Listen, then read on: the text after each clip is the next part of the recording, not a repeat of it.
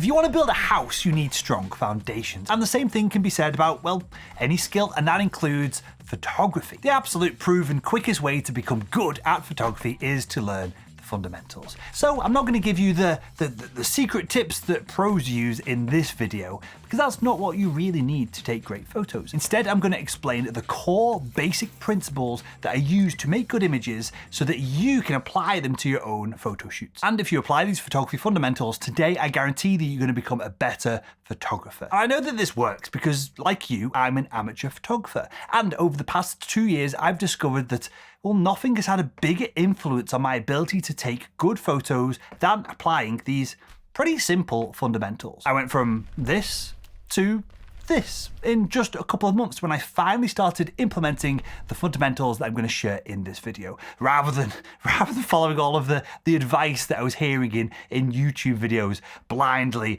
like a robot. Now, I've split the photography fundamentals into 4 categories: composition, contrast, color, and then control, which is your camera settings. So with that all said, let's jump into the first bucket of fundamentals, and that is composition. And your composition is very simply what is captured within an image, and it's the backbone of every great photograph. It's the way that you arrange everything within the frame, what you choose to include, and most importantly, most of the time, what you choose to leave out, and then how you place everything to create balance, interest, and maybe even a sense of harmony. And it's important to understand that good composition doesn't happen by chance. It's a skill that you can build over time, and the more attention that you pay to it, the better your photos are going to become. It's about learning to see the world around you in a way that makes the subject of your photo stand out, and it tells a clear story about it. Okay, so what is the first fundamental? Well, the first fundamental is subject matter. Your subject matter is what your photo is about. It's the main thing that you're trying to capture or convey. It is, quite frankly, the star of the show, and every photo needs a subject. Without one, your photo becomes a collection of random elements that don't really make much sense. Now, there are 4 main types of subject matter that we can build our photo around. First off, we have portraits. And in portrait photography, the subject matter is the person or the people that you're photographing. And the goal of portraiture is to tell a story about that person, whether it's through their expression, their body language, or the environment around them. Next, we have still life. So still life photography is all about arranging inanimate objects in a way that makes them interesting to the viewer. These subjects could be anything from food to flowers to tools to trinkets. It doesn't really matter what they are as long as it's interesting to the viewer. The goal with still life photography is to bring everyday items to life by carefully composing them in a way that highlights their details and maybe their textures. And unlike most portrait photography, still life photography allows you to control every aspect of the image, from the placement of the objects to the lighting. Next up, we have figurative photography. It involves capturing subjects that represent reality, but perhaps in a more expressive or maybe a symbolic way. This could be a photograph of a person, an object, or a scene, but with added layers of meaning or interpretation to the image. The subject matter often reflects a deeper message, like a portrait showing a vulnerability, or a still life that tells a story of time and decay. The key to figurative photography is to think beyond the surface. You're not just photographing a person or an object here, you're photographing a concept, an emotion, or a specific idea. Then we have abstract photography. And abstract photography goes beyond capturing essentially recognizable subjects. Instead, it focuses on colors, shapes, patterns, and textures, often leaving the viewer to interpret what they're seeing and allowing them to make decisions about what it is and how they feel about it. It's typically not about representing something specific, but about evoking an emotion or a reaction through visual elements on a screen or a print. An abstract photograph might look like a close-up of a textured surface or a blur of colors, of light. Essentially, it's abstract. It can be almost whatever you want it to be. And then we have what I'm interested in, right? We have landscape photography. And landscape photography is all about showcasing the natural beauty of the world, whether that be a sweeping mountain range or maybe even an urban skyline. The subject matter in landscape photography is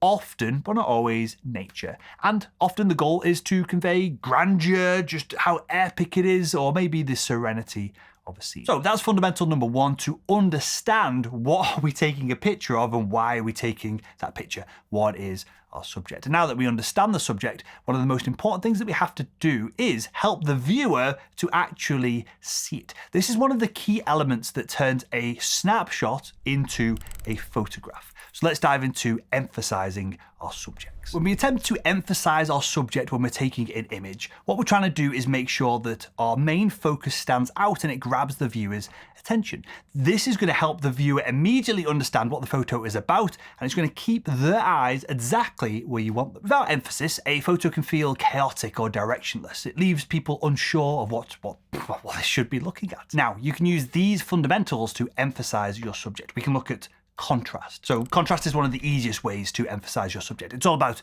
creating a difference between your subject and their surroundings. This difference could be in brightness, color, or texture. I mean, for example, a bright yellow flower in a field of green is going to stand out because of contrasting color. Then we have separation. Now, separation creates emphasis by isolating your subject. It works by giving your subject, well, plenty of space to stand alone, free from distractions. Imagine a lone tree in an open field. It immediately draws attention because there's nothing else competing with the tree for focus. Then we have convergence. So convergence uses lines or shapes in your photo to draw the viewer's eye towards the subject. You can think of it as creating a path that leads directly to the main point of interest, whether that be a literal path, as I often do in my landscape photography, or whether that be just lines and curves and things pointing at the subject. Then we have exception. So an exception creates emphasis by being unexpected or unusual. It's essentially the one thing that doesn't belong in the frame. For instance, a single red apple in a pile of green ones instantly stands out because,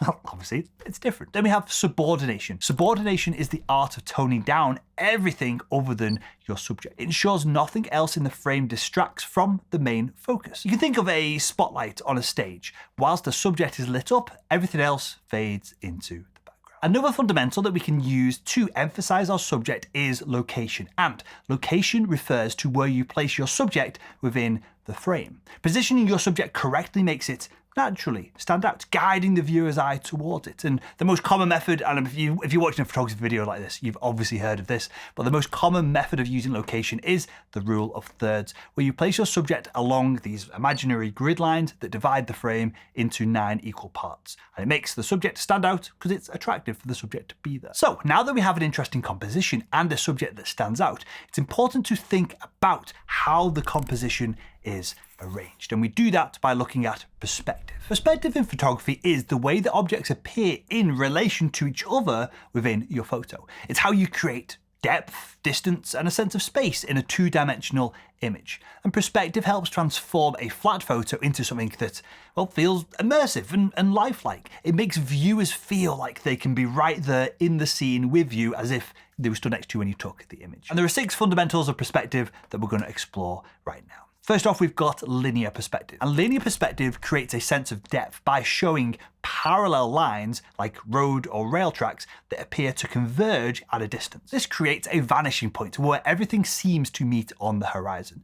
You can use linear perspective to draw the viewer's eye into the scene, sucking them in, giving them the impression of an endless element of depth. The best example of this is a photo of a long road stretching into the horizon that uses linear perspective to guide the viewer's gaze. Next up, we have rectilinear perspective. Rectilinear perspective ensures that straight lines stay straight in your photos. Now, most modern camera lenses will create this effect, which mimics how our eyes naturally see the world. For example, buildings photographed with a standard lens will appear to have straight edges whilst maintaining their natural proportions. Then we have high perspective. So high perspective shows depth by using the horizon line as a reference within the image.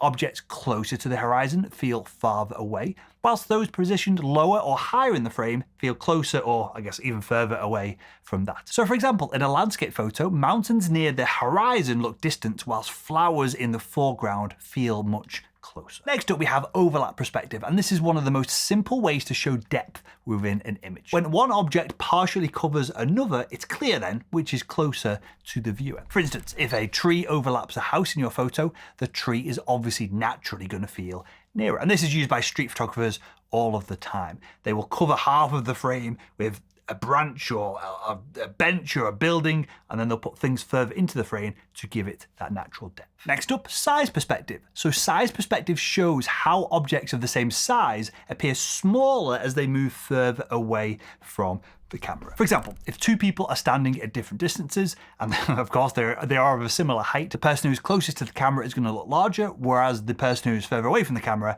is going to look smaller. And then we have, and I use this all the time in landscape photography, we have atmospheric perspective. So atmospheric perspective refers to how distant objects lose sharpness, color, and contrast because, well, the air, the pollution, the rain, the whatever it is that's between them and the camera. So for example, if you're photographing a mountain range, mountains in the distance are often going to appear lighter and less detailed than ones that are closer to the camera. And you can use this natural effect to enhance the depth of your photos, especially if you do what I do, which is landscape photography. Now, the final part of understanding the fundamentals of the compositional stage of creating your photograph is to then, 9 times out of 10, simplify the image. Simplification is the art of making your photos clear and uncluttered. It's about removing distractions so that your subject stands out and that your image feels balanced and intentional. And there are 3 main ways to simplify your images. First off, we have negative space. And negative space refers to empty or open areas within your photo that surround your subject. Think of a lone bird flying across a beautiful, clear sky. The empty space makes that bird stand out. Next up, we have the fundamental of leveraging a small main subject. Sometimes, and this might be somewhat counterintuitive, making your subject small in your frame can emphasize its importance. Because when a small subject is surrounded by lots of negative space, it creates a sense of scale, of solitude, and it can really draw into the uniqueness of the subject versus everything else around it. And then the final fundamental here is to remove clutter. Clutter can be considered anything in your photo that doesn't add value to the story that you're telling. This could be for a landscape photographer, and I've got no moral issue with doing this. I don't feel like I've got to document things accurately when I'm taking my photos. I'm just trying to take a good image. Clutter could be wires, poles, stray objects, coffee cups, whatever it is. Anything that's pulling attention away from your subject. Simplification means actively looking for and then eliminating these distractions by repositioning perhaps your camera to remove them from the frame, or de-emphasizing them when you're doing your post-production and your editing. And just a quick heads up, if you are enjoying this video and you're a beginner photographer who really wants to fast-track their development, then I've got a more extensive training that I've just launched that covers all of these fundamentals and a bunch more as well. If you want to check out my photography fundamentals training, then click the link in the description below to learn a little bit more. Now, once that we've got an attractive composition nailed, it's time to look at the contrast, or how the scene is lit. Contrast is the difference between light and dark in a scene, but it goes beyond that when we get into more of these fundamentals. We're trying to create separation between the elements within our frame, within our composition, so your subject can stand out. And this works because when your subject contrasts with its surroundings, well, it naturally grabs attention. This is why a brightly lit object against a dark background or a vibrant flower in a field of green catches your eye immediately. And in photography, mastering contrast allows you to emphasize your subject and evoke emotion. Whether you are creating subtle elegance or high impact drama, understanding and controlling contrast is essential for creating captivating images. So let's take a look at the different types of light and how they affect the emotion of a scene. Okay, so the next step of fundamentals we're going to look at are the different types of light. Bright versus dark, high contrast versus low contrast. They all carry different and unique emotions, and these emotions can range from cheerful to optimistic to mysterious to even intense. And it's not quite even as simple as that, right? Because understanding light means knowing how to shape it, harness it, and let it complement your subject. Whether you're shooting under a sunny sky or you're working with a single small lamp in a dimly lit room. Learning how light behaves is going to transform your photography. So let's break it down into a few fundamentals and different types of light and their impact. First up, we have dark light. And dark light creates mystery and intensity. It's the kind of lighting you'd find in a moody portrait or a powerful landscape scene, or perhaps a suspenseful documentary or street photography scene. Now, by hiding parts of your subject in shadow, dark light can add an air of intrigue and focus to the image. So, to use dark light effectively, look for situations where light is minimal, but it's well controlled, such as shooting in the golden hour or under artificial light in a dim setting. And you can use your camera's exposure settings to emphasize the shadows and create more depth. Next up, we have bright light, and bright light offers a completely different vibe to an image. It's optimistic, it's airy, and it's gentle. Imagine the soft glow of a morning sunrise or the cheerful brightness of an open field on a sunny day. Bright light fills your photo with life and energy. Then we have high contrast, and high contrast is where bright and dark areas meet, creating a sharp, dramatic effect. Think of a silhouette of a tree against a glowing, beautiful sunset, or the interplay of light and shadow on a roughly textured wall. High contrast draws attention and it makes your subjects pop. And to find high contrast, look for strong directional light, like sunrise, sunset, or an unmodified camera flash. The key is to use the stark difference between the light and the shadow to emphasize all of the shapes and the textures. Then we have low contrast, and low contrast, on the other hand, refers to it's kind of subtle and it's soft. It occurs in diffused lighting situations like a foggy morning or in a overcast sky. Now, the tonal differences in your photo when you're shooting this way are going to be gentle. You're going to create a quiet and muted effect. When used correctly, it can create a really beautiful scene. So now that we've covered the basics of light and we've got all that nailed, let's take a look at how the direction of the light affects the image. The direction of light is one of the most powerful tools that you have as a photographer. It shapes your subject, it adds depth, and it sets the mood for your entire image. Light that comes from different angles creates dramatic shadows, highlights textures, and even turns ordinary scenes into something extraordinary. Understanding and experimenting with these 5 fundamental light directions are going to allow you to control the atmosphere of your photo every single time. So let's get into it. First off, we have front light, and front light is probably the most straightforward and easy to use lighting direction. It illuminates your subject directly from the front, filling in the shadows and revealing all of the details. This makes it great for clear, evenly lit, just kind of pretty portraits, or wildlife shots where you want to capture the full essence of the subject. Downside is, though, that front lighting can make your images feel pretty flat and sometimes maybe even a little bit boring. Without shadows, you have not got much depth, and this leads to a lack of any dimension to the image. Next up, we have side light. So this is, as the name suggests, this is where light comes in from the side of your subject, creating a play of light and shadow. This lighting direction brings out textures and adds depth to your photos. It's especially effective for portraits, landscapes, or any subject that you really want to emphasize the 3-dimensional form. Side lighting is dramatic and it's dynamic, and it works beautifully for creating strong levels of emotion, of mood, as it highlights one side of a subject whilst even the other side. And then we have, which is one of my favorites when doing landscape photography, we have backlight. Now, backlight occurs when the light source is positioned behind your subject, and this creates a real striking effect where the subject is silhouetted against the light, often resulting in a glowing halo-like effect around the edges of your subject. Now, backlight is perfect for creating ethereal or dreamy images, or just creating a pretty simple and straightforward dramatic silhouette. And then we have something that's not used all that often. We have overhead light. Now, overhead light comes from directly above your subject, and whilst it's often harsh and not ideal for portraits due to unflattering shadows being cast down on the subject's face, overhead light can create powerful images when it's used intentionally. And that's kind of the point of this video, right? When you understand each of the fundamentals that we're talking about, you get to choose to use them intentionally.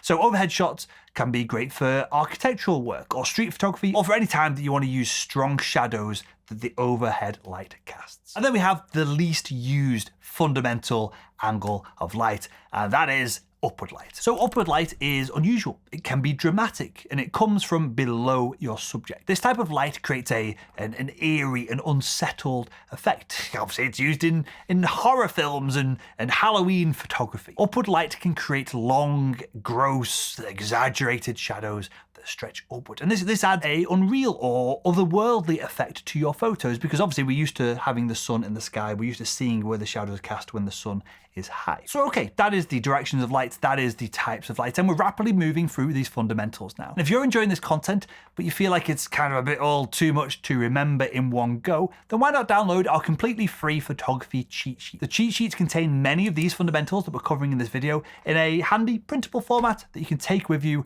wherever you go shooting. If you want to check them out, click the link in the description to download your photography fundamentals cheat sheets today. Okay, so we've covered your photograph's composition and the contrast in the image. Now let's take a look at the color of that light. Color is one of the most powerful tools in photography. It shapes the mood, it guides the viewer's eye, and it can often transform a somewhat interesting shot into something awesome. And from the vibrant hues of a sunset to the calming greens of a forest, color communicates emotion in a way that, well, I don't want to sound too fancy and arty about this, but it often communicates an emotion in a way that words can't. And for photographers, understanding color isn't just about knowing what looks good, it's about knowing why it looks good. So again, like all these fundamentals, we can use it purposefully. For amateur photographers like you, and obviously like me as well, right?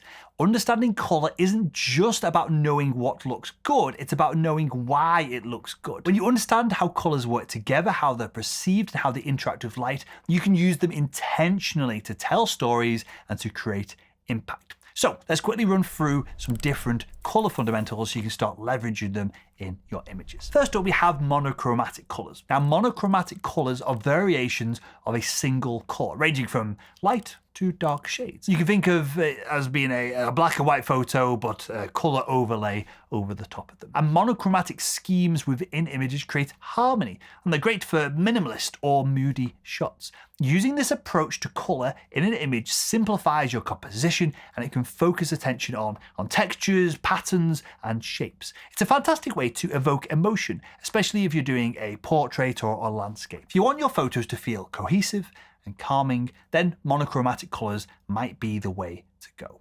Then we have analogous colors. So analogous colors sit next to each other on the color wheel, such as red, orange, and yellow. They all work naturally together because, well, they share the same tones, creating a smooth, unified look. In photography, using analogous colors is perfect for capturing scenes with a natural flow, like sunsets or autumn leaves. You'll find that these colors don't create sharp contrasts, but instead bring, well, harmony and warmth to your images. You can experiment with analogous colors to create photos that feel, well, pretty effortless when they're put together correctly. Then we have what we call complementary colors, and these are directly opposite each other on the color wheel, like blue and orange or red and green. And this pairing between these colors creates a striking contrast that makes both colors pop. And when doing photography, using complementary colors is an easy way to draw attention to the subject within the frame. For example, a blue sky paired with an orange sunset creates a vibrant and dynamic composition. If you want bold, eye-catching images, complementary colors are a surefire way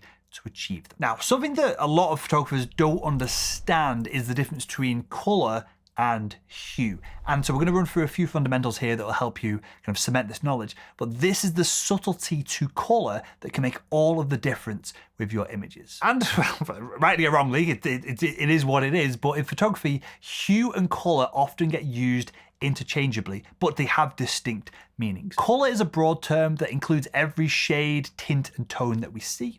Hue, on the other hand, refers to the pure base colors like red, green, or blue. Understanding this difference can give you greater control over your photography, allow you to fine-tune the emotional or the visual impact that you're trying to achieve. So let's just break this down further into a few fundamentals here. So tint is created by adding white to a hue, resulting in a lighter, softer version of that original color. Think of delicate pastels and in a beautiful beach sunrise, or the pink of cherry blossoms. Tints are excellent for creating calm, airy, or dreamy moods in your photography. Obviously, you can look out for these when you're shooting, but you can obviously influence the image itself if you're using Photoshop, Lightroom, whatever is after the fact. You can use all of these elements, all these fundamentals, to somewhat manipulate the image to get it more to the feeling that you're trying to give the viewer. Next up, we have tone, and tone is formed by adding gray to a hue. This mutes its intensity and creates a more sophisticated, balanced look to the color and the image. Toned colors are everywhere in nature. You can think of the muted greens of a mossy forest or the earthy browns of autumn leaves. Then we have shade. Shade is produced by adding black to a hue, making it darker and potentially more intense. This technique is perfect for creating dramatic, high contrast images. And shades are commonly seen in shadows or the deep blues of a twilight sky. And this understanding of color is important because hue determines typically the overall feel of the image. Whether you use warm hues like red or orange or cool hues like blue and green, the dominant hues within the image is going to set the emotional tone. For example, a photo dominated by warm hues might evoke the emotion, the feeling of energy and excitement, whilst cool hues are going to convey calm and serenity. And you can go one step further with all of this as well. If you imagine a warm, beautiful, vibrant hues and then a really dark scene, the emotion is still probably going to come from the colors rather than what is being captured as the subject. That is the power of color when we're doing photography. So when you're doing your photography, try to choose a limited range of hues to maintain a bit of harmony within the image. So for example, with a sunset shot, you might focus on reds and oranges, whereas a forest scene, you might try to emphasize the greens and the browns. This approach is going to create a cohesive theme that is going to draw the viewers into the story. Okay, so we're rattling on through these fundamentals now, which is awesome. We've got a sound composition with an interesting subject matter. We've got a contrast that tells a story, and then we've got color on top of all this that's added a layer of emotion. Now it's time to take a look at how to actually take the damn image by taking control of your camera. Okay, photography is more than just capturing a moment. It's about mastering the tools that allow you to express the vision that we've just built with all the fundamentals that have come at the top of this video. And to capture or create that vision, we need to understand how our cameras and lenses work. We need to know how to manipulate light, movement, and focus to achieve what we think is the perfect shot. And the most important element of camera control that all amateur photographers, myself included, right, need to understand is the exposure triangle. Now, the exposure triangle is the foundation of control in photography. It's a balancing act between your shutter speed, your aperture, and your ISO. It determines essentially how much light reaches the camera sensor and how much light is then captured. Each one of these elements serves a unique purpose, but together they shape the brightness and the clarity of your photos. You've got to imagine your camera as trying to do this balancing act. Shutter speed, aperture, and ISO work together. When you understand how these elements interact, you can then confidently adjust your settings to handle any situation, from trying to freeze action to creating blurred backgrounds. First up, shutter speed. So shutter speed determines how long your camera sensor is exposed to light. You can think of it as a door that opens and closes. Quick shutter speed, like 1/1000th of a second, captures crisp images of fast-moving subjects, such as a bird in flight.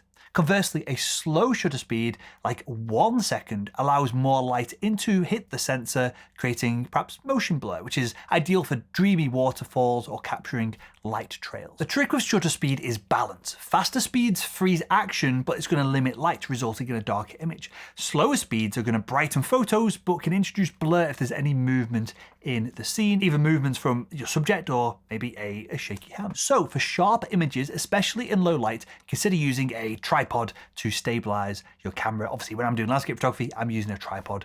I'll say that about 50% of the time I'm probably using tripods, so I can use a longer shutter speed to get more light onto my sensor. Now, in very practical terms, you're going to adjust your shutter speed based on what you're shooting. If you want to freeze a football player mid-kick, try 1/1000th of a second. If you're trying to capture soft flowing water in a beautiful landscape, then a 1 second exposure is going to be probably about right. Always keep an eye on your light levels though, as shutter speed is directly going to affect the brightness of the frame. Next up we have aperture. And this is like the pupil of your camera. It's the opening in the front of the lens that controls how much light can enter all at once. A wide aperture, such as f2.8, allows in lots of light and creates a shallow depth of field. This is perfect for portraits as it blurs the background. This is what we talked about earlier on in the video. It's going to emphasize the subject by making the subject pop. And on the other hand, a narrow aperture like f16 allows less light in, but it keeps more in focus. And this is ideal for landscapes. And when choosing an aperture, try to think about the story that you want your photo